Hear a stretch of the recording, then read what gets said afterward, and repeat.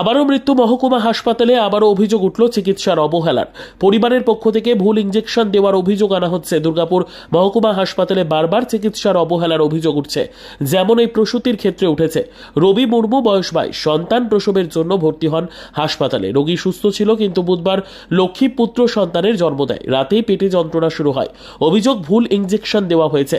রাতেই ঝিমিয়ে যায় রবি মুর্মু, মৃত্যু হয় তার। পরিবারের অভিযোগ তাদের বলা হয়নি রোগী মারা গিয়েছে। পরিবারের অভিযোগ ভুল চিকিৎসার অভিযোগ যাতে না ওঠে তার জন্য চেষ্টা হয়। বিক্ষোভ শুরু হয়, পুলিশ এবং কমব্যাট ফোর্স আসে। লক্ষ্মীর বাবা রূপচাঁদ হেমব্রম বলেন, পেটে যন্ত্রণা শুরু হয়, ইঞ্জেকশন দেওয়ার পরই মৃত্যু হয় রবি। রাতে তাদের জানানো হয়নি, সকালে এসে জানতে পারি। আমরা শাস্তি চাই, বিচার চাই। এদিকে হাসপাতালের সুপার ধীমান মণ্ডল বলেন, মৃত্যুর আসল কারণ জানা যায়নি, অভিযোগ পেয়েছি, তদন্ত হবে।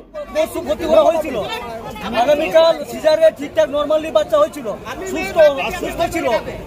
আজকে সকালে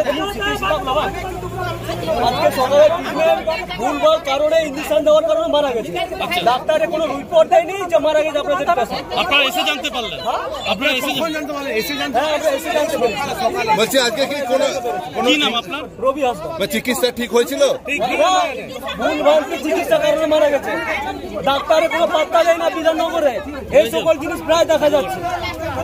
কি চাইছেন এখন আপনারা? এখন ডাক্তারের শাস্তি চাই, আমরা ডাক্তারের শাস্তি চাই, আমরা প্রমাণটা দেখতে চাই। আপনারা অভিযোগ জানিয়েছেন? আপনারা প্রমাণ দিতে পারলে আমরা কিছু করবো না, নাহলে বিক্ষোভ চলবে। কি নাম আপনার? আপনার নাম কি? রবি হাসদা। কে হন আপনি? আত্মীয় যে মারা গেছে তার কে হন আপনি? আমি তার আত্মীয় হই, আমি সংগঠন দিয়েছি। তো একটা মা মারা গেছে, আমাদের অভিযোগ তো অনেক কিছু উঠতে পারে। তা ভুল ইঞ্জেকশনের জন্য মৃত্যু হয়েছে, এটা তো মানে কী বলবো, এটা এনকোয়ারি সাপেক্ষ, এনকোয়ারি হবে। তা ভুল আমি যেটুকু দেখলাম, মেডিসিন আনা করালাম, যেসব মেডিসিনগুলো দেওয়া হয়েছিল সেই মেডিসিনের জন্য রিয়াকশন হয়ে কারোর মৃত্যু হবে না, এটুকু কনফার্ম। আর যেটা হচ্ছে যে ওই রাইগার হচ্ছিলো, অনেক সময় অনেকটা ওষুধেই রাইগার হয়।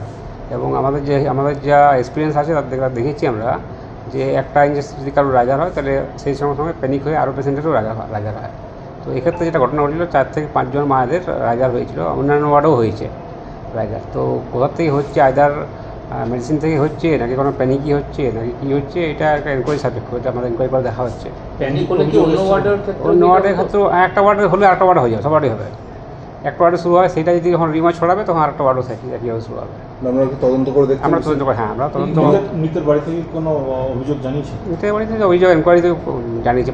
মাতৃমৃত্যু আমরা এমনি এনকোয়ারি করি এবং ওটার জন্য আলাদা করে অ্যাপ্লিকেশন লাগে না, কিন্তু ওনারা তাও সত্ত্বেও ওটা আলাদা অ্যাপ্লিকেশন দিয়েছে। তো সেটা এনকোয়ারি করে দেখা হবে। কোনো কি তদন্ত কমিটি গঠন করা হবে? হ্যাঁ হ্যাঁ, সদস্যের তদন্ত কমিটি গঠন করা হবে। আমাদের মোটামুটি 8টা ডিপার্টমেন্ট, 4টে ডিপার্টমেন্ট না হয়, আর 2জন করে 8 জনের কমিটি হয়। ঠিক আছে, 8 জন। ঠিক আছে, ঠিক।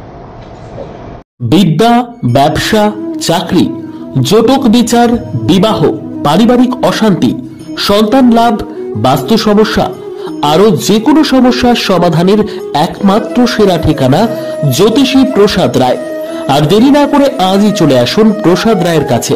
আমাদের ঠিকানা 5A/23 Sepco township, B zone, Durgapur, 713205। Phone number 7407250555, 9064620441, 8967696309।